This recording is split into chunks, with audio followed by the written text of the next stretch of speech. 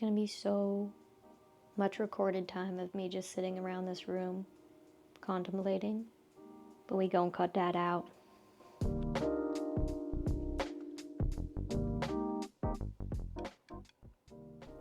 We've got another person on the internet wearing a microphone, and today we're keeping it real.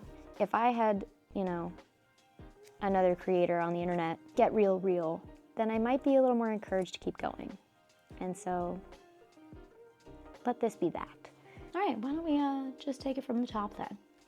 I came across the workings of a doctor from Harvard. Her name is Dr. Martha Beck. She's a triple degreed sociologist and coach. She offers this visualization practice as part of her coaching. And it's a lot like other visualization practices in where you're kind of calling in things that you dream about or things that you want in life. And she calls hers the perfect day. And so I gave it a go. What's different about hers is the perfect day is something that you would actually live, something more realistic, but something that you would also find meaningful and fulfilling and all those things. Sparing you all the details, my perfect day, something that seems realistic, but also just meaningful and would make me really happy, involve moving my body, creating something, doing meaningful work, and maybe those two are the same. Connecting with people that I love and, communing with nature in some way, and those can all coincide. I do tend to get pretty close to my perfect day pretty often. Then why do I still feel so stuck or unhappy? And what I realized, after doing this practice was I started looking for the gaps where my life now is different from my perfect day. There are a key few missing features that probably contribute to my more frequent spiraling, really intense overwhelm. My hair started falling out for a little while. That's fun. Yeah, let's shoot through those gaps first maybe and see where we can't reframe. One thing I feel like I'm missing that is included in my perfect day is meaningful work. It feels like in a way I'm still working for someone else. I'm not fully working for myself, and that was the goal. If I'm worried that I'm not fully working for myself yet, I'm working for myself more than I was a year ago. In a few months, I'll be working more for myself. Should I be that worried about it? Although I'm learning a lot, I feel like I don't make much of a difference in pushing myself forward every day. If I know I'm learning a lot, but I'm also worried that I'm not moving myself forward enough, I am learning how to move myself forward. So should I be that worried about it?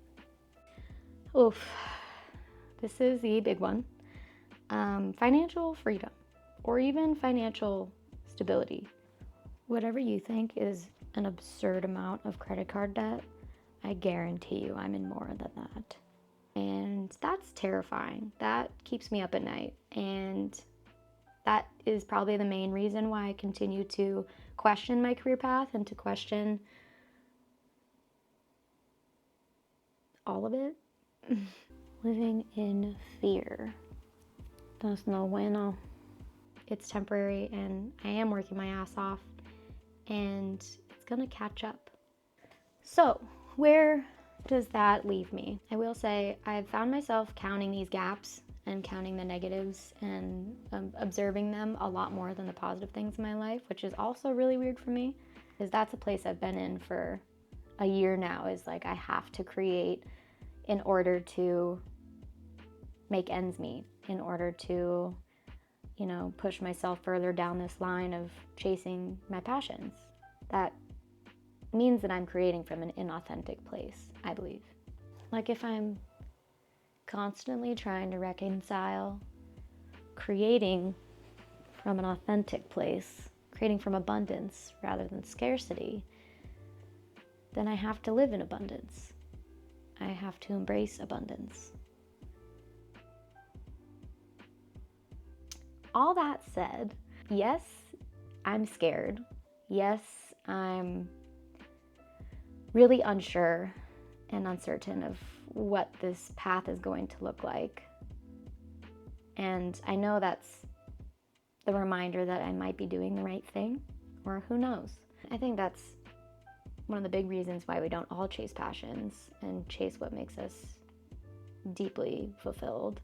That we live in such an instant gratification world that we forget what patience is like, or we forget how to practice it.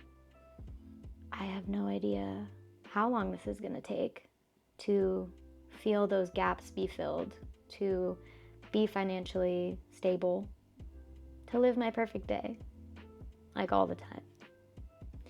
And I know they all can't be perfect. Maybe this is just a time capsule. Maybe the stress and the anxiety and all these fun feelings are as temporary as I keep telling myself they are. That'd be really sick. I think I'll be really excited 5-10 years from now when I have put in the work that I'm currently doing right now. We're gonna learn a lot. Okay, bye-bye now.